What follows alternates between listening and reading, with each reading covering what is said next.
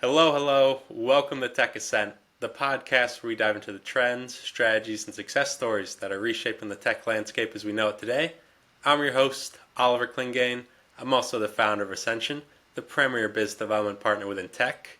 Today, we're joined by Kevin Johnson, the founder and CEO of Secure Ideas. Kevin, welcome to the show. Thank you. Thank you. I appreciate it. Yeah, it's a pleasure to have you on. I really appreciate you taking the time. Would you mind telling the audience a little bit about yourself and what you do with Secure Ideas? Yeah, I'm a nerd. I've been I've been a nerd for a very long time. Secure Ideas, we are a little bit of an odd company. We are professional hackers.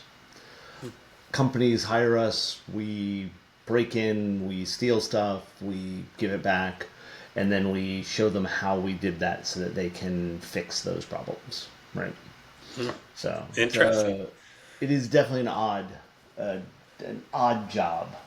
So Yeah. It's a unique approach to the cybersecurity landscape.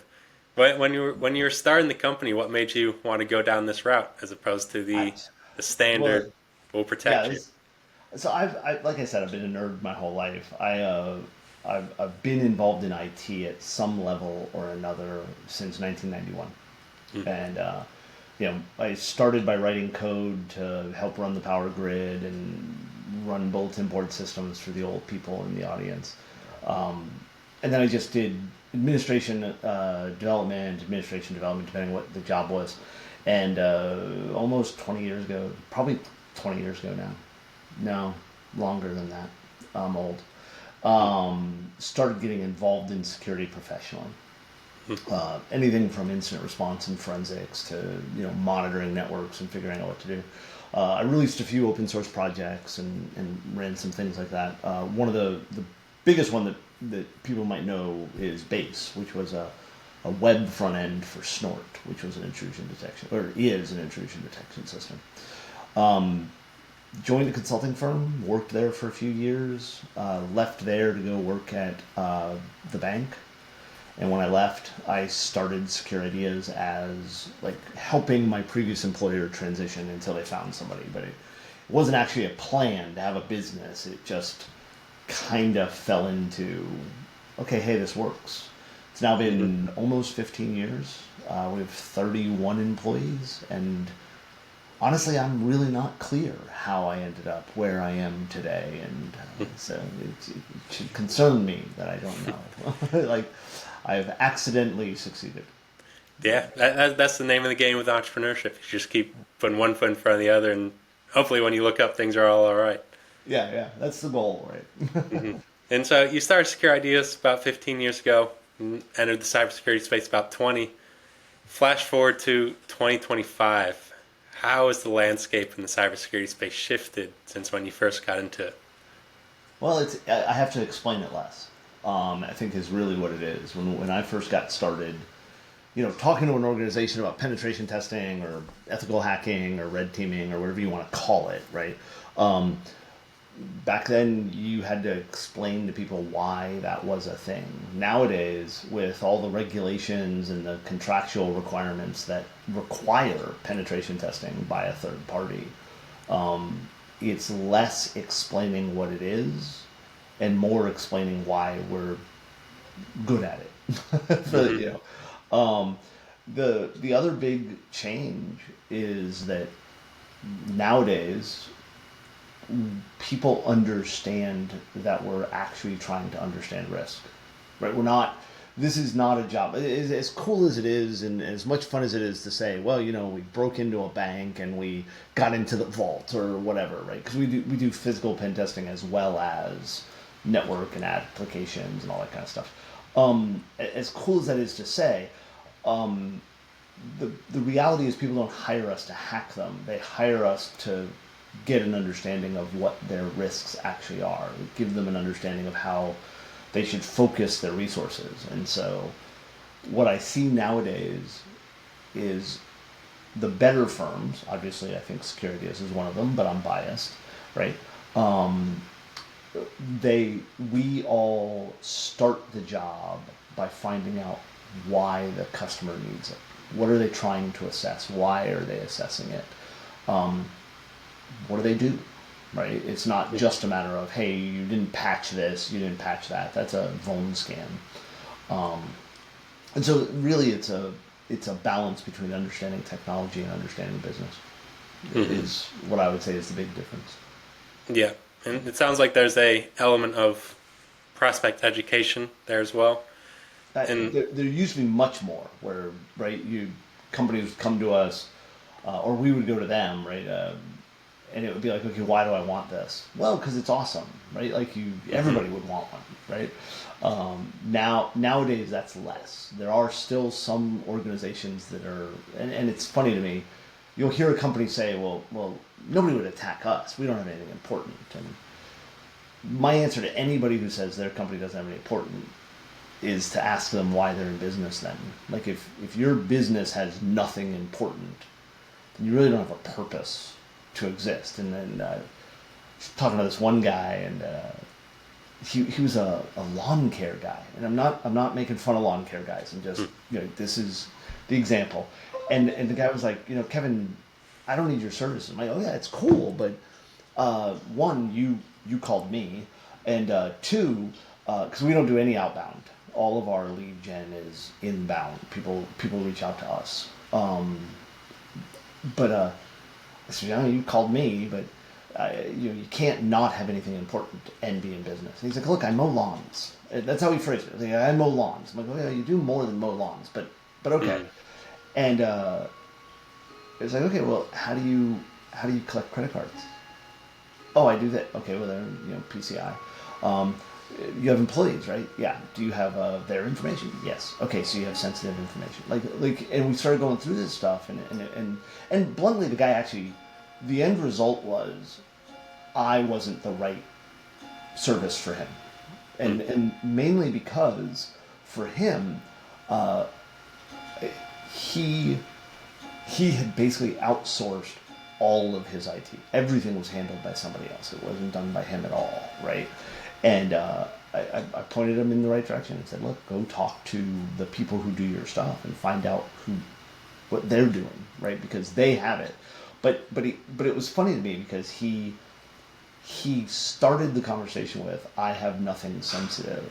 And then we finished the conversation with, okay, I do actually have lots of sensitive stuff, and I don't know where it is, right? Like that. And I said, look, you can hire me to do a pen test, and probably should at some level, but you don't even know what your stuff is right now. We're not the first step. We are not a foundational requirement for your business, and so we pushed him in a different direction, which he was surprised by because he was like, well, don't you want to sell me something? I'm like, yes, I'd love to sell you something, but I want to sell you something that's worth buying and for you of value to you. Yeah. Yeah. And sometimes, especially in this space, and I see it across the entire tech space, is sometimes prospects just don't know what they don't know. Or that be with cybersecurity, AI, it shifts so fast that it's hard to keep up a lot of times. And with that, Kevin, obviously prospects are now starting to become a little bit more aware of cybersecurity awareness. But with that, I'm sure the bad guys are starting to become aware of a few more things as well. Do you feel that threats are growing? Do you think they're easier to spot? Do you think they're harder to spot? What's your perspective on it? It's not a popular answer, and that is that we're not getting better. We're moving, right? The reference to AI is a good example of this, right?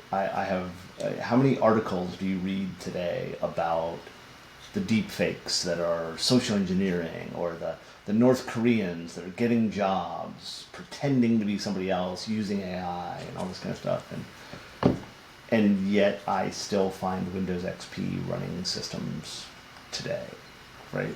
I don't need AI to get your people to give me their password. I don't need all this fancy technology.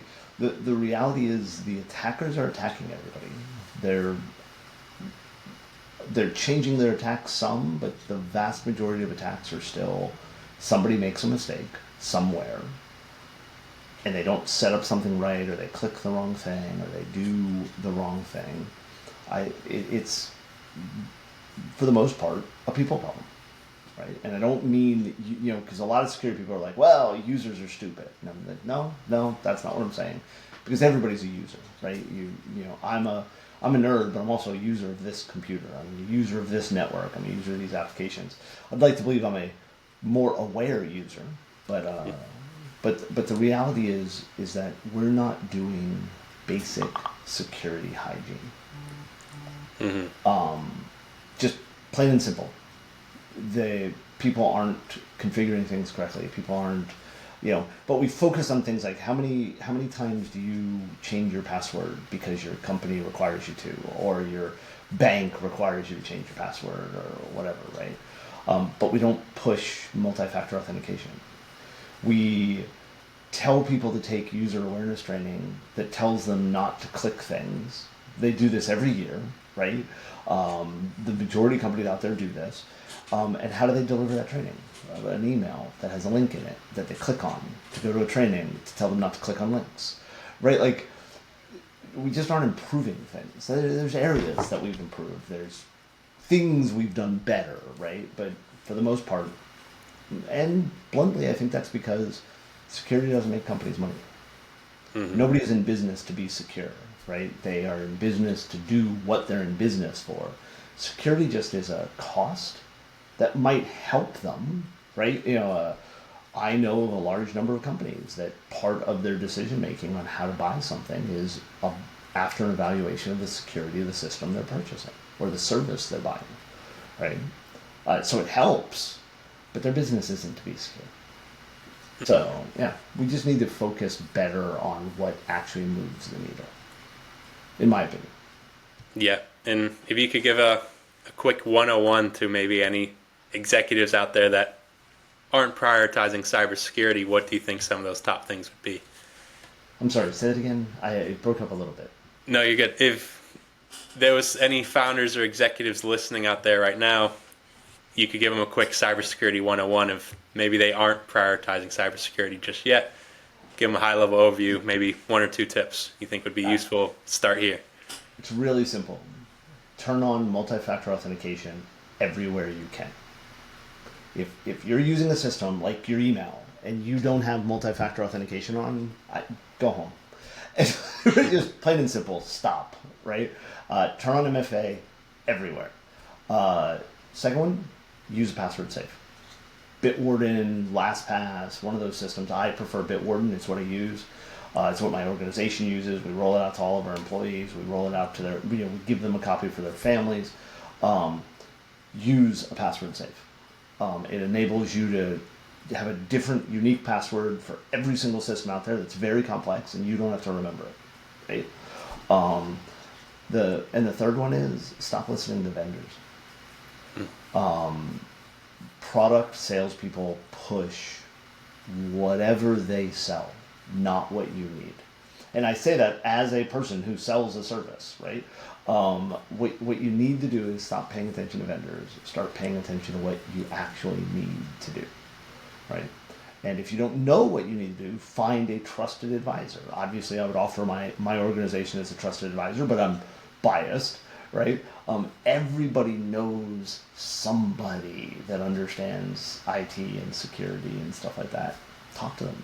Find out what to do. Pay attention to that stuff, not what the news says, not what the headline says, not what the, 25 best cybersecurity solutions for 2025 articles are, right? And enjoy AI. Stop freaking out about it. Yeah, great tips. And Kevin, I want to dive into that last little piece right there. Is in the cybersecurity space, obviously AI has become a massive trend, massive theme, massive concept. Are you seeing it as a opportunity? Do you see it as a threat? Because obviously there's lots of different ways it can impact the cybersecurity space. Yeah. I'd love to hear your thoughts on it. So the people I know that treat it as a threat, I think of it as an opportunity. The people I know that think of it as a threat are just bad at their job. If you believe that AI is going to replace you, then you're just not that good. And I know that that's mean. I know that, but the reality is AI, as it is today, and as it will be for the near future, It is an augmentation that we can use to help us in our job. It does not replace us. All right. And that's why I say, like, I've talked to organizations that run cybersecurity companies, and they're like, "Oh, it's going to replace all of our testers." And I say, "Well, then your testers suck. Sorry, right?" But yeah, I think it's an opportunity. It is an amazingly good augmentation of our own skill set. It's a force multiplier, for the lack of a better phrase, right? But it's not going to replace knowing how to do something. It's going to help get you to the end goal. Does that make sense? Yeah, of course. No, and I like that perspective. It's a tool essentially, Yeah. and you put the right tool in the right person's hand. It's only going to reap more benefits than it should. And Kevin, last question as we wrap up here. We've obviously talked a lot about the cybersecurity space. Secure Ideas is growing within the cybersecurity space. What's the goals at the minute? What's the vision? What's the mission? The mission is help as many people as possible understand where to focus their resources by doing pen testing. I mean, that's what we do. We teach, we educate, we try to do that. We're growing. We're building the business bigger. We're bringing in new customers. We're focusing on that type of growth. We're trying to do that reasonably, right? 15 years of succeeding for some definition of success, right? We want another 15.